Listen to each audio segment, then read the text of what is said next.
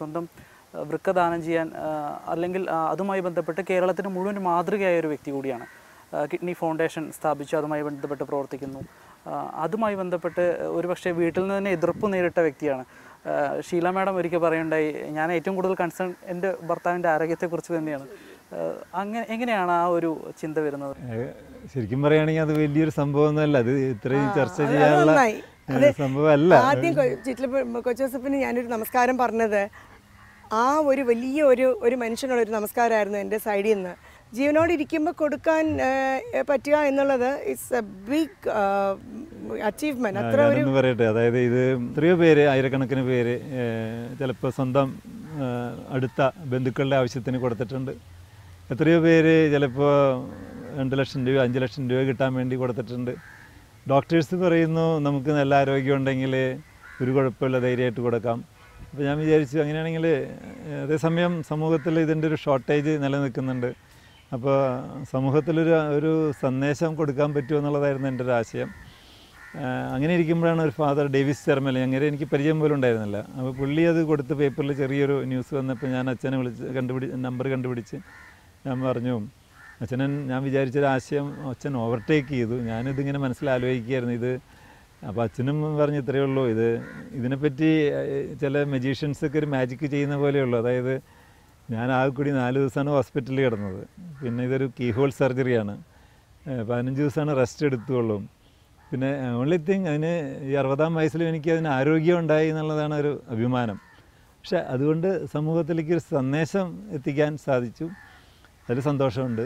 ഞാൻ ആ ഷീലയുടെ ഷൂസിൽ പോയി നിന്നാലേ ഞാൻ വിറയ്ക്കും, ആടി മൂടി. അല്ല, ഷീലയ്ക്ക് പേടിയുണ്ടായിരുന്നു. ഞാൻ പറഞ്ഞ നല്ലൊരു ഉത്തമ അല്ലെങ്കിൽ സ്നേഹമുള്ള ഭാര്യയെ പേടിക്കണം, അത് നല്ലൊരു ലക്ഷണമാണ് എന്ന് പറഞ്ഞു. എൻ്റെ തീരുമാനത്തിന് മാറ്റമില്ല എന്ന് പറഞ്ഞു, അത്രേ ഉള്ളൂ. You went through no trouble, that's what you say, health wise, physically. അതാണ് ഞാൻ പറയുന്നത്. അതായത് ഇതിനെപ്പറ്റി അടുത്തറിയുമ്പോൾ ഇതിനകത്ത് ഹെൽത്ത് വൈസ്, ഫിസിക്കലി, അല്ലെങ്കിൽ അതിന് ശേഷം പലരും എന്നോട് ചോദിക്കാറുണ്ട് ഫുഡിൽ അല്ലെങ്കിൽ ഡയറ്റ് എന്തെങ്കിലും ചേഞ്ചസ് വേണോ? ഇല്ല, യാതൊരു ചേഞ്ചസും ഇല്ല, ഒരു ആവശ്യമില്ല. ഡോക്ടേഴ്സ് പറയുന്നത് നമുക്ക് നല്ല ആരോഗ്യം ഉണ്ടായിട്ടാണല്ലോ അവരൊരു കിഡ്നി എടുക്കാൻ സമ്മതിച്ചത്. പലരും ചോദിക്കുക എക്സസൈസ് ചെയ്യാൻ പാടോ, ഹെവി എക്സസൈസ് ചെയ്യാൻ പാടോ? ഞാൻ ചെയ്യുന്ന ആളാണ്. പിന്നെ ഭക്ഷണത്തിൽ എന്തെങ്കിലും അതിന് ക്രമീകരണം, മെഡിസിൻ വല്ലതും ഉപയോഗിക്കുന്നു? No, nothing. ഈ അടുത്തൊരു സംഭവം ഉണ്ടായി, അത് പേപ്പറിൽ വന്നില്ല എന്ന് മാത്രം, വരേണ്ട കാര്യമില്ലല്ലോ. കാരണം ഒരു അമ്മായിയമ്മ മരുമകൾക്ക് കൊടുത്തു. സാധാരണ അമ്മായിയമ്മയുടെയും മരുമകളുടെയും ജാതകം വെക്കാറില്ല അല്ലേ? പക്ഷേ അതുവരെ ഉണ്ടായി. അപ്പോൾ സന്തോഷമുണ്ട് ഈ കാര്യത്തിൽ. രണ്ടുപേരും എപ്പോഴും ഭയങ്കര എനർജറ്റിക്കാണ്. ബീനാകണ്ണൻ മാഡം ആണെങ്കിൽ എല്ലാ മാസവും പുതിയ ഓരോ മോഡലുകൾ അവതരിപ്പിക്കുന്നു, പുതിയ ഡിസൈനുകൾ അവതരിപ്പിക്കുന്നു. കൊച്ചോസഫ് സാർ ആണെങ്കിൽ വീഗാർഡ് മകനെ ഏൽപ്പിച്ചു. വീഗാലാൻഡ് എന്ന പേരിലൊരു കൺസ്ട്രക്ഷൻ സ്ഥാപനം ഇപ്പോൾ തുടങ്ങിയിരിക്കുന്നു. ബാക്കിയുള്ള എല്ലാ സ്ഥാപനങ്ങളെയും മക്കളെയും ഭാര്യ ഏൽപ്പിച്ച് പുതിയൊരു സ്ഥാപനത്തിന് തുടക്കമിടുകയാണ്. എപ്പോഴും ഒരു എനർജറ്റിക് ആയിരിക്കുന്നതിൻ്റെ ഒരു ലക്ഷണം കൂടിയാണുള്ളത്. സച്ചിൻ കളിക്കുന്നതോ അല്ലെങ്കിൽ നമ്മുടെ വിശ്വനാഥാനന്ദ് ചെസ് കളിക്കുന്നത് പണത്തിന് വേണ്ടിയിട്ടല്ല, അതൊരു സ്പിരിറ്റാണ്. അത് ഒരു ജയിക്കണം അല്ലെങ്കിൽ കഴിവ് തെളിയിക്കണം എന്നുള്ള സ്പിരിറ്റാണ്. അതിപ്പോൾ എനിക്ക് തോന്നുന്നു ബീനെ അങ്ങനെ തന്നെ ആയിരിക്കും, അല്ലാതെ പണമായിരിക്കില്ല ലക്ഷ്യം. അതായത് എൻ്റെ ആശയങ്ങൾ പ്രാവർത്തികമാവണം, അല്ലെങ്കിൽ അത് ജനങ്ങളെ അക്സെപ്റ്റ് ചെയ്യണം എന്നുള്ള ഒരു തോന്നലായിരിക്കണം എല്ലാ വ്യക്തികളുടെയും പുറകിലുള്ളത്. എക്സ്പെരിമെൻ്റ് ഒക്കെ തന്നെ, and I enjoy doing it. കാശിന് വേണ്ടിയേ അല്ല, ഫോർ ഷുവർ. ബിക്കോസ് അത്യാവശ്യത്തിന് ഇപ്പോൾ ഞാനൊരു MD സ്ഥാനം മേളിൽ വന്നു കഴിയുമ്പോഴത്തേക്ക് കാശ് അത്യാവശ്യത്തിനുള്ളത് വേണം, അല്ലാണ്ട് I am not bothered about money, നോക്കാറേ ഇല്ല. അതാണ് അതിൻ്റെ സത്യാവസ്ഥ. Because item you are held responsible, you have to pay the current bill, you have to give the, ഞങ്ങൾക്കൊക്കെ കറണ്ട് ബില്ല് അറിയാമല്ലോ, ഹ്യൂജ് ആയിരിക്കും. സോ അങ്ങനെയൊക്കെ ഉള്ള ഒരു ഇതേ ഉള്ളൂ, അല്ലാണ്ട് money I am not bothered really.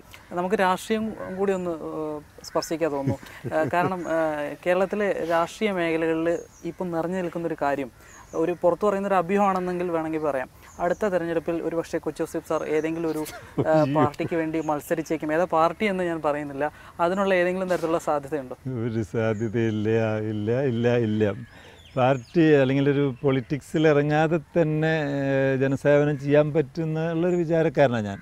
പിന്നെ പൊളിറ്റിക്സ് എന്ന് പറഞ്ഞാൽ അതൊരു ഡിഫറെൻറ്റ് ബോൾ ഗെയിമാണ്. അത് ടോട്ടലി നമുക്ക് എനിക്കെന്തോ മെൻ്റലി അതിനകത്ത് വലിയ താല്പര്യം ഇല്ല. പലപ്പോഴും ഞാൻ ആലോചിക്കാറുണ്ട്, നമ്മളൊക്കെ ഓരോരുത്തരും പൊളിറ്റിക്സിൽ താല്പര്യം എടുക്കാത്തത് കൊണ്ടല്ലേ പല കഴിവില്ലാത്തവരും ആ സ്ഥാനങ്ങളിൽ ഇരിക്കുന്നത് എന്നും ചിലപ്പോൾ ഓർക്കാറുണ്ട്. താനിരിക്കുന്നിടത്ത് താനിരുന്നില്ലെങ്കിൽ പൂർണ്ണമാക്കുന്നില്ല. അതെനിക്കിഷ്ടമായി കേട്ടോ, അതെനിക്കിഷ്ടപ്പെട്ടു. ഞാൻ പൊളിറ്റിക്കലിൽ ഒരു കമ്പനിയും പറയാൻ യാതൊരു യോഗ്യതയുള്ള ഒരാളല്ല. കേരളത്തിൽ നമ്മൾ മൊത്തം കുറ്റം പറയാൻ പറ്റില്ല, നല്ല ആൾക്കാരുമുണ്ട്, അല്ലെങ്കിൽ ഒത്തിരി കാര്യങ്ങൾ ചെയ്തുകൊണ്ടിരിക്കുന്ന എത്രയോ പേരുണ്ട്. ഫോർ എക്സാമ്പിൾ ഇപ്പോഴത്തെ ചീഫ് മിനിസ്റ്ററുടെ കാര്യമൊക്കെ ആലോചിക്കുമ്പോൾ എനിക്ക് തന്നെ സങ്കടം തോന്നും, അങ്ങേര് കിടന്ന് കഷ്ടപ്പെടുന്നതൊക്കെ കാണുമ്പോൾ. ഉറങ്ങാറൊന്നുമില്ല, കോട്ടയത്താണ് കഷ്ടപ്പെടുകയാണ് ഫുൾ ടൈം. അങ്ങനെ ഡെഡിക്കേറ്റഡ് ആയിട്ടുള്ള ആൾക്കാരുണ്ട്. അതേസമയം കള്ളനാണയങ്ങളുണ്ട് എന്നേ പറയാൻ പറ്റുള്ളൂ.